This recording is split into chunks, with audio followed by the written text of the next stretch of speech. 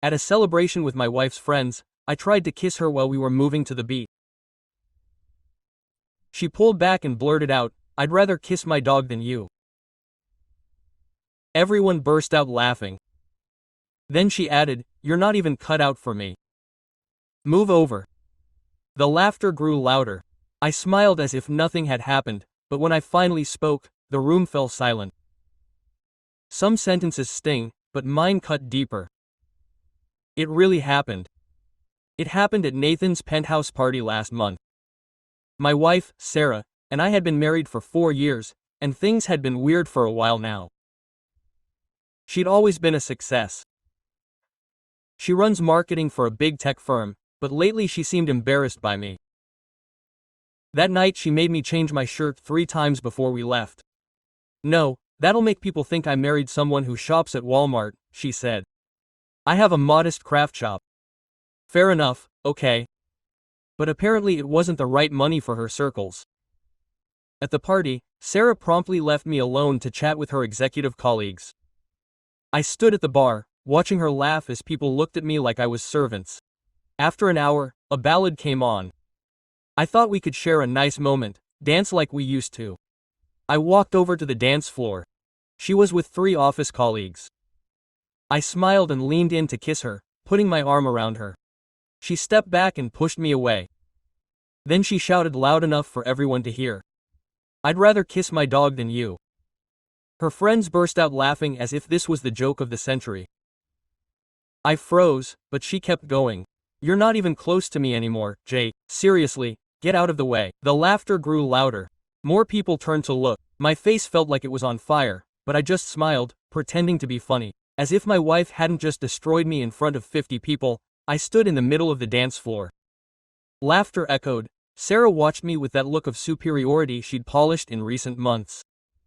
Her friends continued to laugh, expecting me to flee in humiliation, but something inside me broke, not from embarrassment, but from lucidity. I took a deep breath and smiled. Not fake like before, but calm and firm.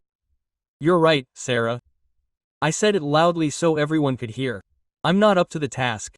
She blinked, surprised that I didn't run away. The laughter died down, but let me clarify something for you and everyone. I slowly walked to the center of the group. My modest cabinet shop, the one you're so ashamed of, had a turnover of $3 million last year.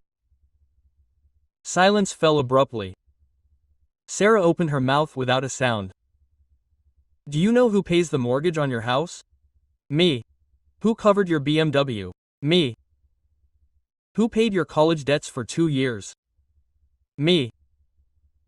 Her friends' faces went from amusement to astonishment. Jessica recoiled. "Jake, shut up." Sarah turned pale. "Why?" "Because I'm ruining your image." I pulled out my phone. "I have the statements here. Do you want me to show you how 70% of your monthly expenses come out of my account?" "This is private," Sarah shouted, trying to grab it from me. I stepped aside calmly. "No, this is the truth. The one you hide because you're embarrassed that your husband works with his hands while you pretend to be an elite executive." Nathan emerged from the crowd uncomfortably. "Dude, talk privately." I glared at him. "In private, like you and my wife have for the last 3 months." Sarah stiffened. Nathan recoiled. "Yes, I know," I said calmly. "I know about lunches, deleted messages, that you told him you deserved a better life without a mediocre evanist." The friends murmured. One looked at me with pity, another with admiration. Sarah tried to grab me. "Jake, you're causing a scene. Let's fix it at home." I let go. "There's nothing to fix. I've put up with you for 4 years. I gave you everything while you treated me like an employee. I've endured comments, mockery, contempt. It started. 2 weeks ago you said I couldn't go to your company's Christmas dinner because I don't handle fine silverware well. I cut you off. Last month you left me in the car for 3 hours while you had dinner with colleagues because you didn't want them to see you with me. Tears rolled down your face, but they wouldn't touch me anymore. And tonight you decided to humiliate me in front of everyone thinking I would swallow it and smile like always." Jessica spoke for the first time. "Sarah, is it true?" Sarah didn't answer, she just cried with her head down. "But the difference between you and me," I continued, "is that I've never needed to humiliate you to feel good. I've never needed you to feel small to think I'm big. I pulled an envelope from my pocket that I'd been waiting for a week. Divorce papers. I signed them 3 days ago. Your copy is in the kitchen. Sarah raised her head. What? You can't without talking to me. Of course I can. My lawyer says I have a solid basis to recoup what I invested in your stuff. Nathan tried to slip away. I stopped him. Nathan, before you left, Sarah told you that I barely make $30,000 a year, right? He stood without turning around. I make more than you. And unlike your inheritance, I built my fortune with my own hands. I looked at Sarah one last time. Red eyes, broken mask. I'd rather kiss your dog than me, I repeated. Well, you won't worry about it anymore. Keep the dog. I'll keep my dignity. A few applauded, enough for Sarah to see that she'd lost more than a husband. I walked to the exit, feeling 4 years rising from my shoulders. Behind me, Sarah was screaming my name. I didn't stop. At the door, Jessica caught up to me. Jake, wait. I turned around. She looked remorseful. I'm sorry, I didn't see what was happening. Sarah always talked badly about you. We believed what she said. It's not your fault. I said, but questioned them. What else did she lie to you about? I left the penthouse, took the elevator down. My phone was vibrating with messages from Sarah. I turned it off. In the parking lot, I got into my work van, the one Sarah hated because of the sawdust in the back. I drove to the shop almost midnight, but I needed my tools, the wood. I made it with my hands. I sat on the bench and let out a held breath. I didn't cry, just felt a deep sense of relief. My phone vibrated again. Unknown number. I'm Marcus Chen. I was at the party, venture capitalist. I was impressed by your candor. We talked about your business. I smiled. Perhaps humiliating myself was Sarah's worst mistake, because without her ballast I could fly. I responded and planned my future, one where no one would make me feel less than. The party was 3 days ago. Now in my lawyer's office I prepare for what comes next. Sarah doesn't imagine anyone. But soon you'll see who really has standards. The office was on the 18th floor of the center. Robert Chen, the best in divorces and younger brother of Marcus, the investor who contacted me after the party. Good news and bad news, Jack said, sliding a thick folder. I opened it. Statements, call logs, photos.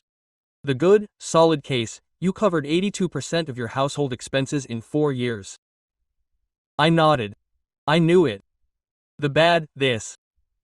He pointed to photos of Sarah and Nathan in a restaurant, a hotel, and the parking lot of his company, kissing. How much? I asked. More composed than expected. 8 months for messages retrieved from the cloud. 8 months. Almost a year of deception. But there's more. Roberto pulled out another file. Your wife and Nathan have been working on a business plan. They wanted to launch an exclusive advertising agency, and the initial amount they calculated matches exactly what you keep in your private savings account. $250,000. I sat back in my seat. They wanted to tap into my funds. It wasn't just that. Look at the date on the plan. I examined it. It had been drawn up 6 months ago. 2 months after Sarah and Nathan had been with me, began their affair. She knew exactly how much you owned, Roberto continued. And according to these emails we found, she was planning to ask you for the money after the holidays, claiming it was to boost her career, but we were going to break up anyway. That's right. My guess is that she was trying to withdraw the money beforehand and then file for divorce in the state where we live. If the funds are transferred before the trial, it's much harder to keep track of them. I closed my eyes. It all fit together perfectly. Now the incessant complaining, the distancing, the public embarrassment. Sarah had been paving the way for me to want the separation, to make it seem like my idea. What options do I have? Roberto smiled broadly. First, I've already blocked your individual bank accounts. She can't access anything. Second, I have acquaintances at the company where Sarah works. He opened another folder. I spoke to our relationships with subordinates violate internal regulations. Nathan is not her subordinate. She's a self-employed person, but she used company assets for her project. Look at these emails. She used her corporate email, printed papers in the office, and even scheduled meetings with potential investors in the firm's boardrooms. That's precisely a violation of the rules, and when staff detects it, it will be cause for immediate termination. I remained silent, absorbing the information. Jake, I understand this is overwhelming, Roberto said. But you have to understand something. This woman didn't just betray you emotionally. She planned to fleece you in a deliberate manner. What's the next move? We let her do it. According to the texts between her and Nathan, they'll ask for the money this week. Probably today or tomorrow, and when they do, you search her. I have a legal audio device here. In our state, one party's consent is enough. What are you? When she confesses that the money is for the business with Nathan, we will have evidence of a conspiracy to commit spousal fraud. I picked up the tiny device. It was about the size of a pencil. After that, she continued, Roberto, we turned over all this evidence to your company, not out of revenge, but as pertinent evidence of misuse of corporate assets. She will lose her job. Yes. And Nathan Henkeneng will be banned from the industry for attempting to recruit with confidential information. I left Roberto's office 2 hours later with a set plan. In my pickup truck, I checked my phone. I had 17 missed calls from Sarah and 32 texts. The messages started out angry. How dare you embarrass me like this? My friends are ignoring me. Nathan claims you exaggerated everything. Then they turned to manipulation. Jake, I made mistakes, but we can work it out. I love you. I was just overwhelmed. Please, let's talk. And in the end, in desperation, you can't just walk away. We need to address the house. We need to talk about finances. There it was, finances. I replied for the first time in 3 days.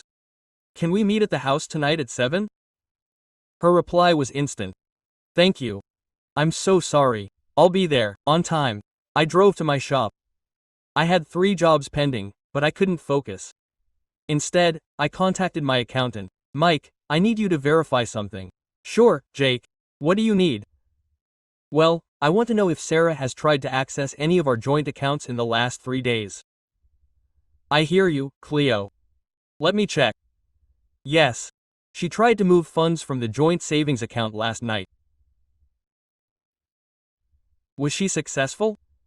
No, as you instructed me last month, I have enabled 2-factor authentication on all major accounts. It requires your approval. Okay, fine, keep everything frozen. Done. I hung up and checked the time. It was 3 p.m. I had 4 hours to get ready. I went to the apartment we shared. Sarah was gone. Probably at work or with Nathan trying to persuade me. I inspected every room, seeing years of my existence reflected in the walls and furniture, the dining room table I handcrafted, the living room shelves that took me 2 months to polish, the bed where we had rested, where we had once been happy. Everything seemed hollow. Now, at 7 o'clock, I heard the key in the lock. Sarah entered dressed differently than I remembered her in years, no heavy makeup, casual clothes, hair loose. She tried to appear fragile. Quote, hello, she murmured softly, closing the door behind her. Hello, she settled across from me in the living room. The audio device was in my pocket already turned on. Quote, Jake, I'm so sorry for what I said at the party. I was drunk and pressured and I shouldn't have. How long have you been with Nathan? I cut her off. She fell silent. Then she exhaled. 3 months. My lawyer says it's 8. Her face paled. You've been probing me like you've been plotting to rob me. I never, the business venture, Sarah, know everything. Her shaking hands dropped. When were you going to ask me? I asked calmly. She burst into tears. Jake, please, can we get past this? Answer the question this week. She confessed. I was finally going to ask you to invest in my future. In your future with Nathan. No, well, yes, but it's complicated. I watched her. This woman I once adored crumbling before me. It's not complicated, Sarah. It's simple. You betrayed me, plotted to steal from me, and humiliated me in public. And now you're going to face the repercussions. Sarah stood up from the couch and paced the living room, her heels clicking against the hardwood floor I had laid. Jake, it's absurd. You act like I'm a criminal. You plotted to take $250,000 of mine without my consent. In most places that's a crime. It was for us, for our future. There was no us in that project. Sarah, it was just you and Nathan. She paused, biting her lip. I could see her mind working, searching for a new tactic. Okay, you're right. I made mistakes, but we can go to marriage counseling. Can we fix it? I don't want to fix it. We were married for 4 years. That doesn't mean anything to you. It meant everything to me until you decided I wasn't enough. She sat back down, closer to me this time. She tried to take my hand, but I pulled it away. Jake, I know I hurt you, but Nathan, it doesn't mean anything. It was a mistake, a stupid mistake. 8 months is not a mistake, it's a choice. I was disoriented. My job is very demanding and Nathan was just there and you were always busy with your workshop. Don't blame me. I don't, I'm just saying. That things between us hadn't been going well for a while, because you chose that being ashamed of me was easier than supporting me.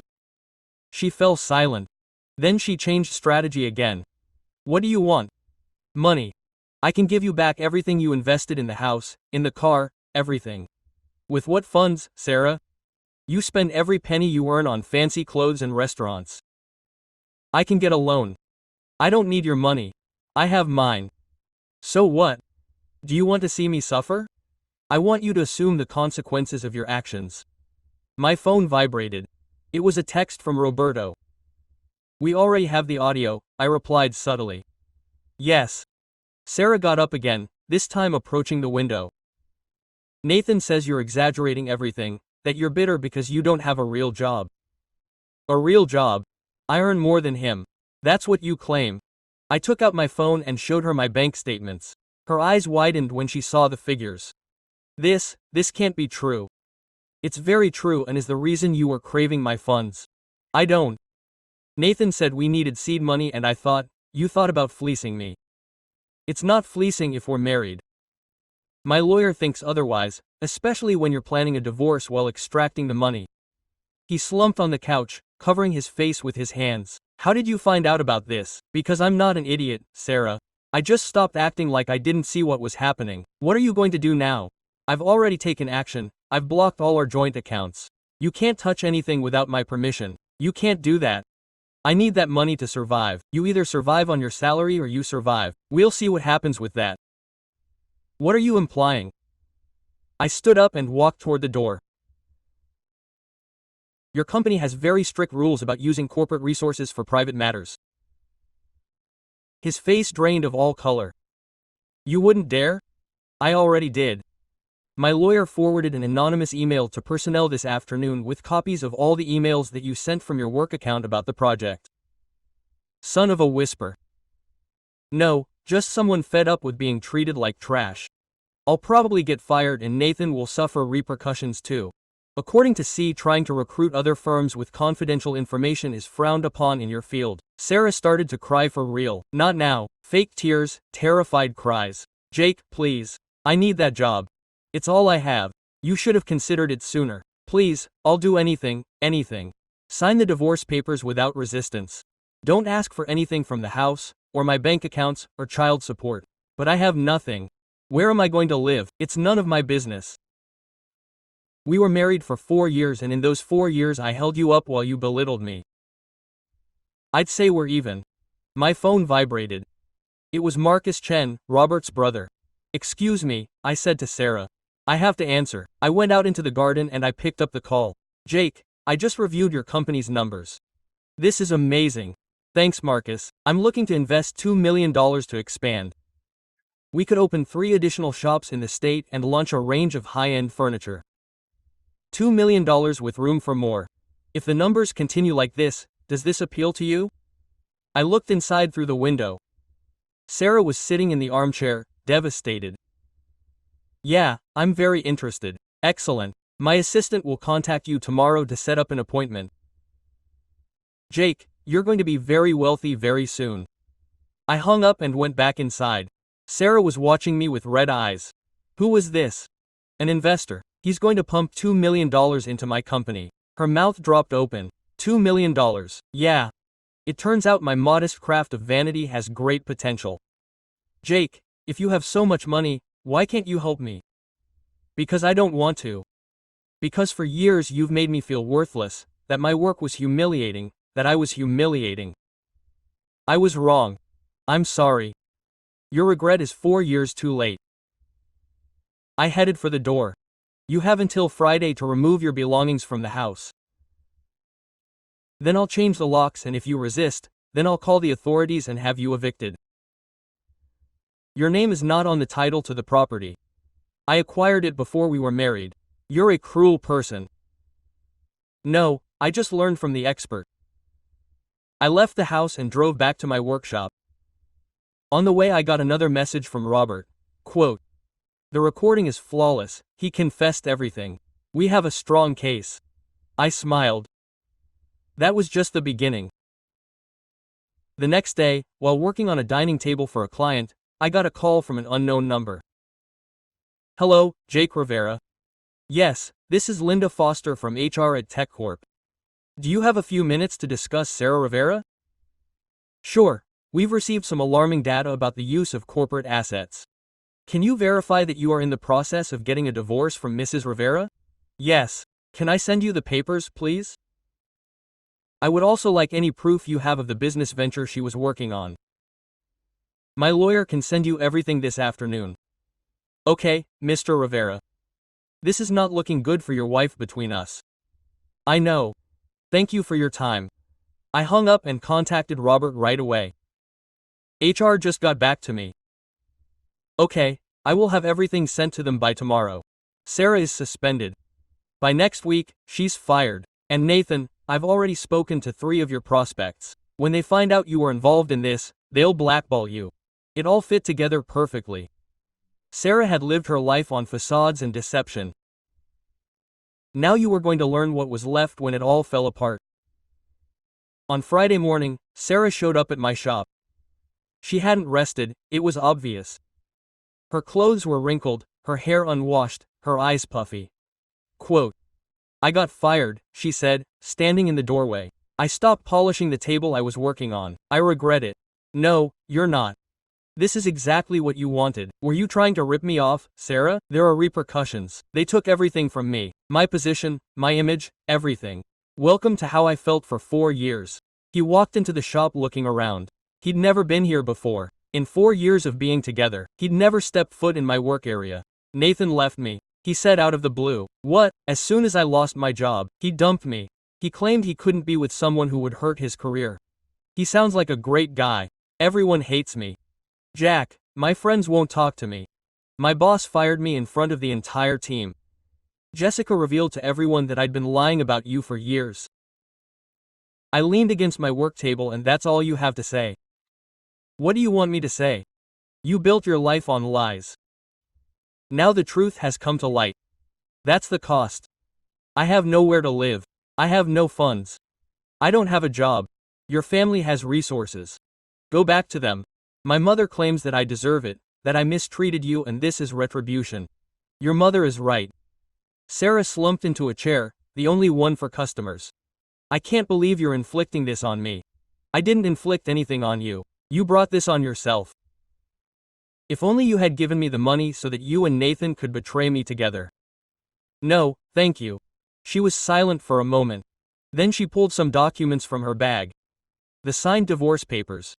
Here they are. I didn't claim anything like you wanted. I took them and examined them. Everything was correct. Thank you. That's all. Thank you. What else do you want me to say? That you're sorry? That you overstepped your bounds?" "I didn't overstep. I was just protecting myself. There's a distinction. You ruined my existence. I didn't expose who you really were. There's a distinction." She stood up, tears streaming down her face. "I loathe you. Okay, you can hate me, but do it from a distance." He slammed the door shut.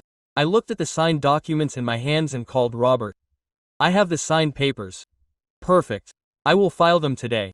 In 30 days you will be officially divorced." "Okay, Jake, there is something else. Nathan is trying to reach you." "For what?" "I don't know, but he has called my office 3 times. I do not wish to speak to him. Do you understand? But I thought I should know." I hung up on my work. I had a table to fill and a client due in 2 hours. That afternoon, as I was tidying up the shop, Nathan showed up. He was wearing jeans and a sweatshirt, nothing like the expensive suit from the party. "Jake, I need to talk to you. We have nothing to discuss. Please, just 5 minutes." I watched him. He looked distraught. 3 minutes. Speak, I have lost everything. My clients have deserted me. My reputation is ruined. I can't find a job anywhere. And Sarah claims that you orchestrated this on purpose, that you contacted everyone I know. I didn't need to contact anyone. Truth travels fast in your industry. I need funds, just a loan. $10,000 to tide me over while I find something new. I laughed. I couldn't help it. Do you want me to lend you money? After you tried to defraud me with my wife, ex-wife. And it wasn't fraud, it was a business founded on disloyalty. Everybody makes mistakes, Jake. Sarah and I only erred in underestimating you. They thought I was a naive con man who wouldn't notice. I didn't. I did. And now they're paying the price. Please, I have obligations. I lost my apartment. It's none of my business. I'm begging you. Nathan, get out of my workshop now. You're a son of a maybe, but I'm not a con man. He walked away swearing. I closed the door behind him and set the alarm. I had a different visitor the next day. Jessica, Sarah's friend. Hey, Jake. Jessica, can I come in? Sure. She entered, looking around the studio with interest. I've never seen your work before. It's remarkable. Thank you. I came to apologize for believing everything Sarah said about you, for making fun of her at the party, for not perceiving the truth. You don't need to apologize. It wasn't your place to be. Still, we were friends and I should have doubted her stories. There was always something that didn't add up. Like what? Like the fact that you always had funds when she said you were bankrupt, or that your company kept expanding when she claimed it was a flop. I sat down at my desk. Why are you telling me this? Because Sarah is up to something. She came to my house last night. She said she was going to destroy you like you destroyed her. How? I don't know exactly, but she alluded to something about contacting your clients, telling them that you plagiarize designs or use inferior materials. That would be slander. I know, that's why I came to warn you. Sarah is not stable. Jake is obsessed with revenge. What do you recommend I do? Log everything. Keep every email from satisfied clients. Photograph every project. If she tries something, you need evidence that it's fake. Thank you for the warning. It's the least I can do. And Jake, I'm deeply sorry for how we treated you. You're an honorable man. After Jessica left, I called Robert again. Sarah plans to attack my clients. With what evidence? Falsehoods, slander. Then we'll sue her, Jake, every time she tries something. It only sinks her deeper. I don't want any more conflict. I just want to move on with my life, and you will. But first we need to make sure she understands that she can't keep attacking you without repercussions. That night, as I was designing a new project, I got an email from Marcus Chen. Jake, I have great news. I found you a great fit for your first additional workshop. I also want to introduce you to someone. Emma Vargas is an architect and designer. I think you'd be a great partner. She attached a photo. Emma was Latina, close to my age, with a warm smile in her professional persona. He'll be at the meeting on Monday. He's got some of your sketches. I closed the computer feeling optimistic for the first time in weeks. Sarah could plot all the revenge she wanted. I was refreshed, a little bit superior. Monday came early. The meeting with Marcus and Emma was at a contemporary coffee shop downtown. Emma squeezed my hand tightly. Jake, I've seen pictures of your work. It's extraordinary. Thank you, Marcus. She told me about your circumstances, the marital separation. Don't worry, don't worry. I've been through a terrible one too. I understand perfectly. We settled in and began to exchange ideas. Emma had a concept for merging contemporary structures with classic cabinetry. She spoke enthusiastically about ecological resources and practical planning. I think we could create something extraordinary together, I said. Marcus smiled. Ideal. Emma will be your design partner for the new locations. She'll lead the overall scheme. You handcrafting seems like a good fit. Emma pulled out her portfolio. I brought several sketches of what I envisioned. As we went over her plans, I could see her genuinely smiling, something she hadn't done in months. Sarah wanted to annihilate me, but instead she had emancipated me. The next 2 months were a whirlwind. Emma and I collaborated almost daily planning the 3 new spaces. Marcus had sourced ideal sites in neighboring cities. "This plan is brilliant," I commented to Emma one afternoon as we reviewed the drawings for the Portland location. "I appreciate it, but the execution is what sets it apart. Your woodwork is pure craftsmanship." We became fast friends. Emma captured the tension of rebuilding a life after a messy divorce. Her ex-employee had betrayed her with her business partner. "At least your ex didn't try to fleece you," she mentioned over lunch one day. "He didn't succeed." "Oh, yes, he did, but I had superior lawyers." We laughed together. It was easy to live with her, no strategies or deception, just sincere effort and genuine dialogue. In the meantime, Sarah had acted on her warning. She contacted 3 of my main clients, claiming that I used inferior wood and inflated prices.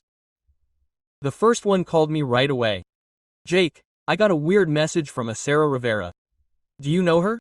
She's my ex-wife. Wow, she claims your pieces are defective, but I've had my table for 2 years and it's flawless.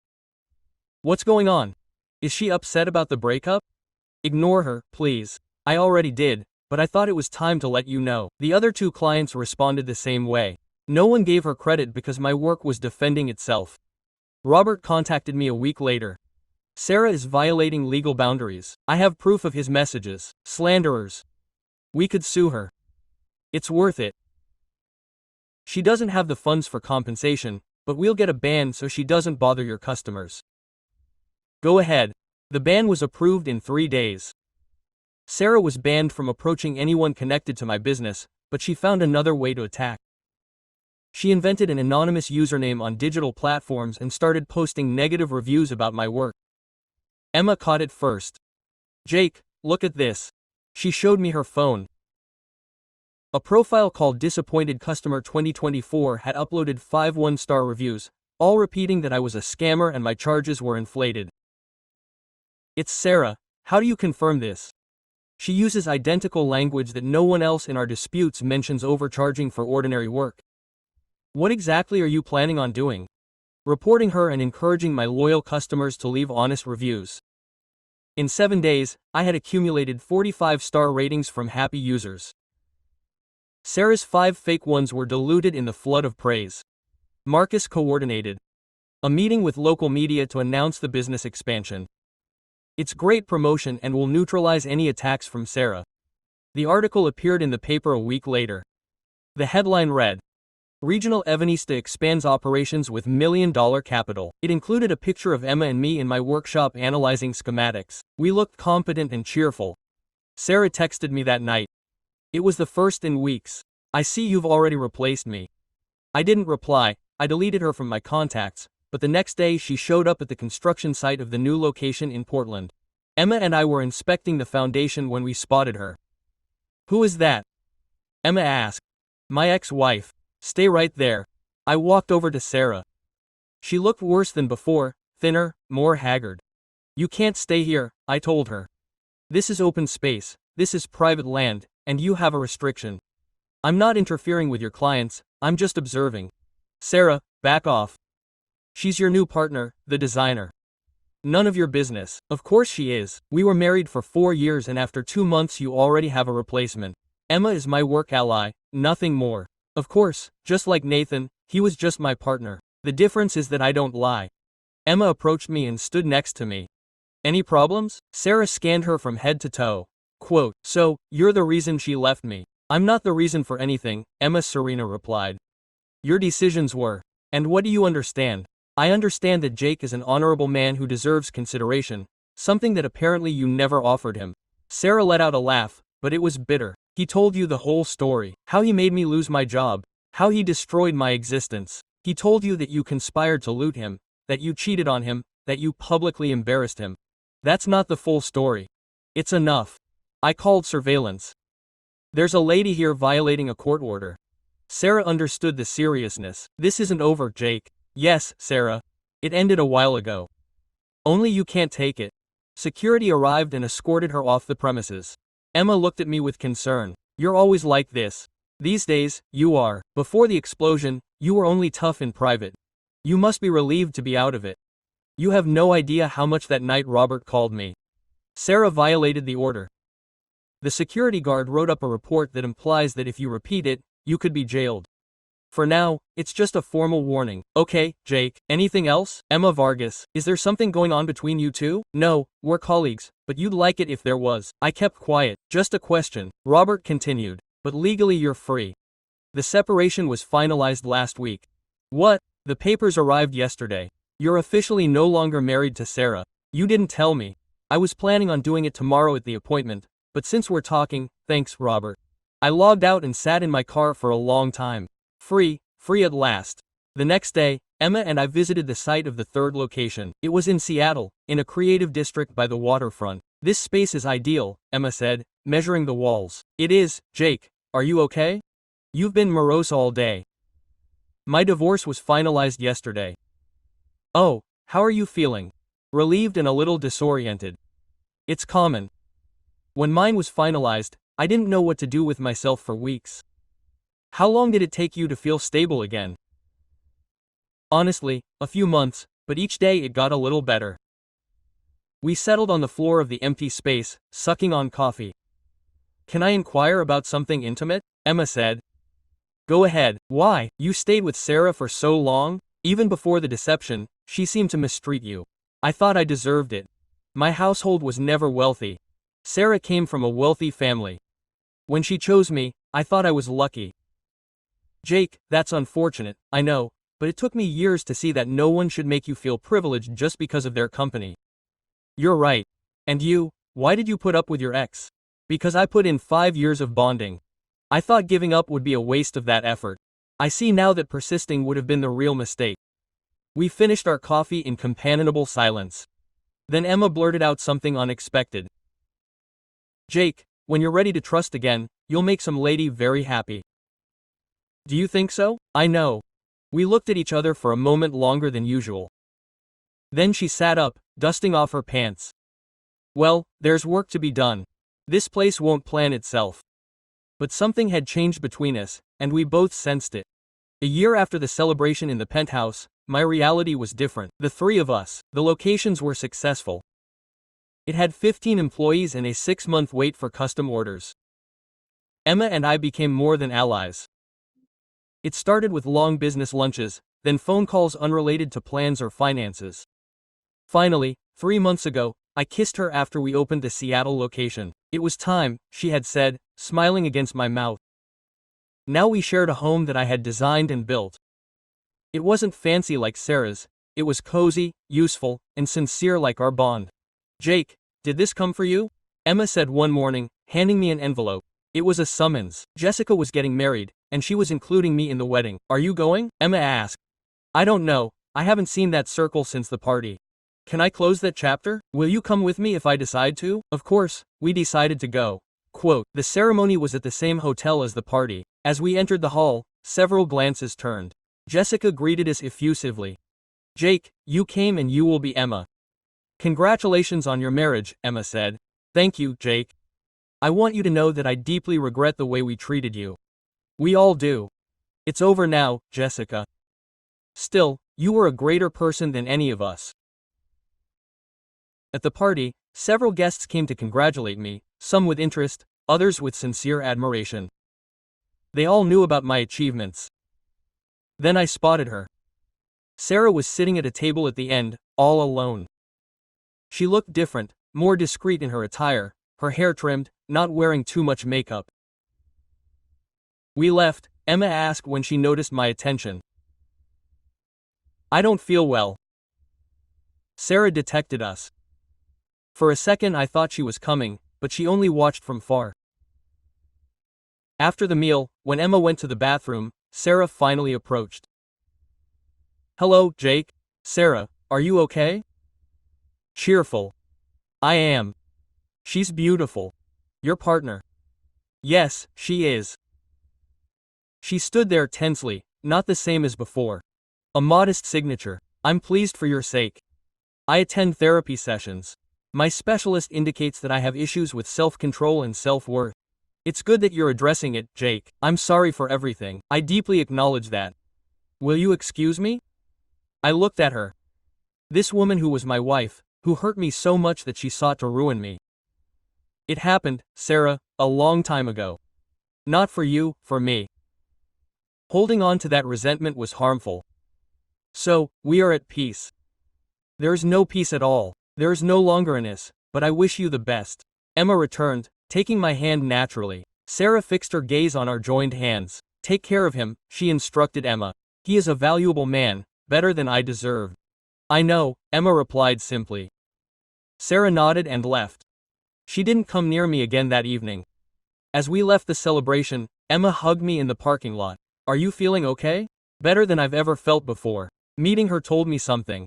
What? That I don't feel anything? No anger, no sorrow, no pleasure at the outcome, just apathy. That shows you've healed. Thanks to you. No, Jake, you've healed because you made the effort. I just kept you company. We drove home in blissful silence. On the way, a text arrived from Marcus. Jake, there's news. A buyer in Japan wants to commission 20 pieces from you for an exclusive hotel. Budget $500,000. Interested? I showed it to Emma. $500,000, Jackie. That's amazing. Do you want to travel to Japan with me to inspect the hotel and meet with the client? Will you invite me on a business trip? I'll invite you to everything, to my company, to my existence, to my future. Emma, he looked at me with moist eyes. Yes, to everything. 3 months later, in Tokyo, we signed the biggest deal of my career. The client, impressed by the voices, doubled the request. Quote, Mr. Rivera, your work is exceptional, he said through an interpreter. I anticipate that this will be the beginning of many alliances. That night at the lodge, Emma and I raised glasses to fresh beginnings, she said, to recognize when to let go of the old. Do you ever think about Sarah? Occasionally, but as a lesson learned. What lesson?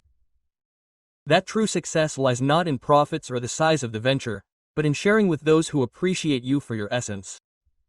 Emma kissed me. I love you, Jake Rivera. I love you, Emma Vargas. The next day, an email arrived from Jessica. Attached was a picture of the wedding. In it, Emma and I were dancing, smiling with authenticity. I thought you'd want to keep it. They look like united ideals. By the way, Sarah moved to another city. She said she needed a reset, far from the echoes of the past. I wish her the best. I wish the same for Sarah. Without rancor or retaliatory joy, only with the indifferent serenity of someone who has fully moved on. I stored the image on my device, not as an echo of Sarah or what I've experienced, but as evidence that every moment was worth it. Step. The suffering, the shame, the struggle. It all led me here. 6 months later, I proposed to Emma in my initial workshop, the place where it all began. I forged her a cherry wood ring with a modest diamond. It's not fancy, I said, it's perfect like you. We came together in an intimate ceremony with only close family and loyal friends, no grand speeches or theatrical proclamations, just two individuals in love. Committing with honesty, Marcus was my witness. In his toast, he mentioned something that stays with me. Jake showed me that real character is not revealed by having the option of revenge, but by choosing to build something greater instead. He was right. I could have annihilated Sarah entirely. I could have persisted in damaging her until she was left with nothing. But I chose to forge my own reality, and that was the greater revenge. Not because Sarah suffered, but because I did not require her suffering to find happiness. That night, dancing with Emma under the starry sky, I remembered that meeting 2 years ago, the man I had been at that track, beaten and broken. That man perished that night and a more resilient, more cunning, more wholesome man emerged. What do you reflect on? Emma asked. That sometimes the worst events are the best because they push us to become who we are destined to be. Intense philosophy for a wedding is reality.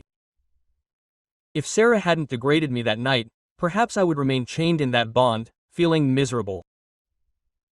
So I must thank her. I already did. When I freed her completely, Emma kissed me. You are a noble man, Jake Rivera. And you, an extraordinary woman, Emma Rivera. I like the sound of it. Me too.